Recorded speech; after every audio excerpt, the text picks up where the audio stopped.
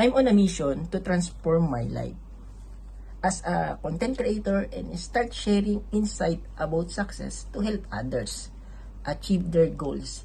It's a journey I'm excited to embark on.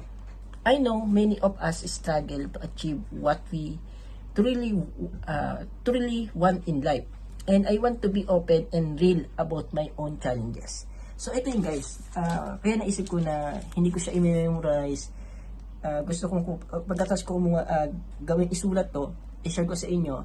Kasi ito yung na-experience ko o yung kumaga yung challenge na meron sa sa ginagawa ko. And baka na-experience nyo rin. And ayun, sabi ko gusto ko maging real dito sa paggawa ko ng content. And kung ano man yung yung behind doon sa mga sinasabi ko is yun galing yun dito, galing sa thoughts ko na sinulat ko